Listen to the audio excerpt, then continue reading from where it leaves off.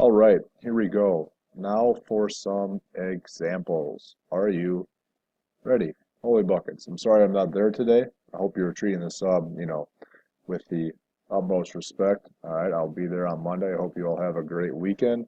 But let's continue our notes from yesterday. Okay, remember yesterday we talked about Venn diagrams. All right, talked all about these Venn diagrams, the complements, and how to construct a Venn diagram, etc., etc. Today we're going to try to construct our own Venn diagrams, or draw our own Venn diagrams here. All right. So what I want you to do is pause the video, all right, and try to do these problems on your own, and then come back and check your work. Seriously, pause it. All right. Hopefully you actually pause it. Okay.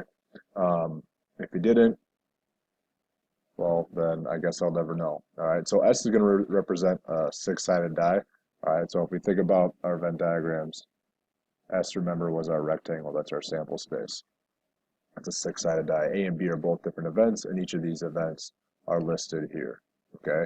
So in this particular problem, number 9, A is a number greater than 3, and B is an odd number. Okay. So if you want to think about a Venn diagram, we'll think about a number greater than 3. Well, what numbers are greater than 3? 4, 5, and 6. Well, what numbers are odd on a six-sided die? 1, 3, and 5. Well, looking at our sets of numbers here, they both have a 5. So there is an overlap. So our Venn diagram should look like this, with an overlap. Now your overlap can be bigger than mine. That was hard for me to draw since I'm drawing with my finger. All right? Your overlap can be a little bit bigger. Okay? Wasn't that? Oh boy. There we go. All right. Okay. All right, let's try this one. Okay, so let's draw the number 10. A is 3. Okay? And B is an odd number, still 1, 3, and 5. So there is a huge overlap. In fact, A lies within B. So here's B. B is all odd numbers, 1, 3, and 5. And A is inside of it. So A is right there. A is within our smaller sample size of B. Okay? What about number 11? We have a 4 and a 5. Well, those numbers are never going to be the same, ever. 4 and 5 will always just be 4 and 5. So A and B do not intersect. They do not pass go. They do not collect $200. Yes, of course. Holy buckets. Isn't that neat? That's pretty neat. Okay. Isn't that pretty cool? I think that's pretty cool. Check it out. Check it out. Okay, so now let's look at number 12. A is a number greater than or equal to 1. So 1, 2, 3, 4, 5, 6. And B is a number less than or equal to 6. So 6, 5, 4, 3, 2, 1. Well, if you look at A and B, they're the exact same numbers. So in this problem here, our Venn diagram will just be one circle where A equals B. And that's a special case. All right, that's not going to happen all the time. Okay. Let's look at number 13. Now we don't know what this word means, mutually exclusive. Exclusive, excuse me. So in 9 through 12, which events are mutually exclusive? All right, so maybe you've heard this term before, maybe not. Of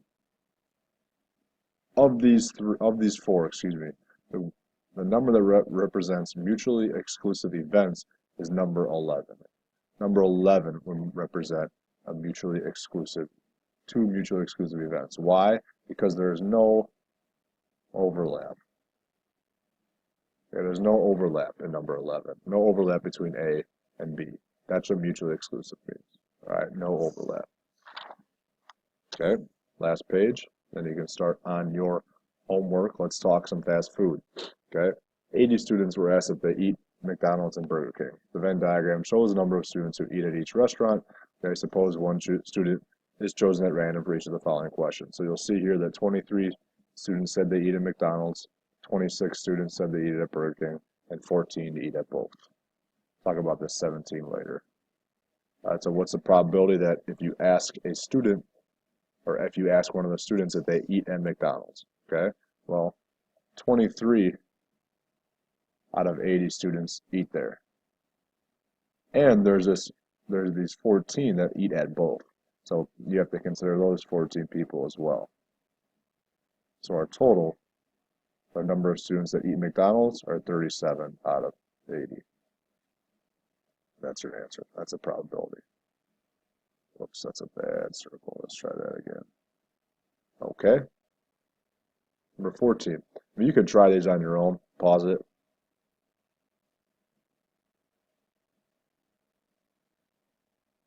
Try these on your own. Okay. Similarly, what's the probability of the students that eat at BK or Burger King? Okay. Didn't you know that there used to be a BK in town? Yeah. Okay. So there were 26 students who eat at Burger King. All right. There are, again, 14 students that also eat at both restaurants. So you have to include them. So for a total of 40 out of the 80 students, and you can reduce that. All right. You can always reduce, reuse, recycle, but I'm not going to require you to do so. All right. You can just leave it as it is. I can just leave it like this. Okay. Number 15. What is the probability that a student eats at McDonald's and Burger King, that choose to eat at both? Well, that only makes up this middle section here. These 14 people eat at McDonald's and Burger King. So our answer for this one, no addition needed, is just 14 out of 80. What is the probability that the students eat at McDonald's or they eat at Burger King? So I'm going to want to include people that eat at McDonald's, people that eat at Burger King, and the people that eat at both. This would have been an example of our union. This here would have been an example of our intersection. Okay, A intersect B. Like this is A intersect B. This would be A union B.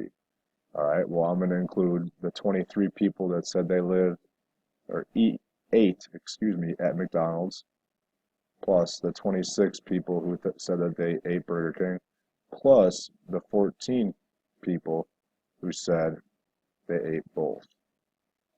You're going to include all of them to get 63 out of 80.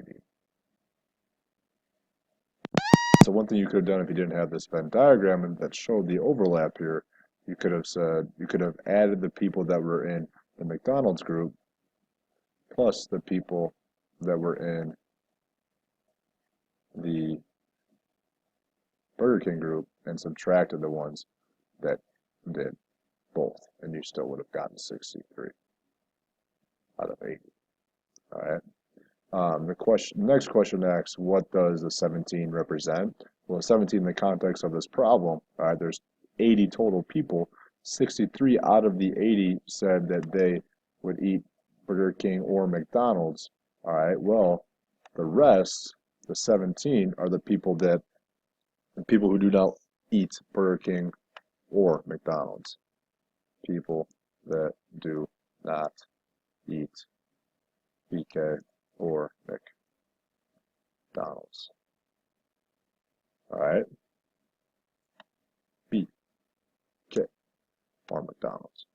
That's what the 17 represents. People that do not eat Burger King, do not eat McDonald's, or do not eat both. All right. So rest of the class, you have this worksheet that hopefully the sub passed out or that you got yesterday.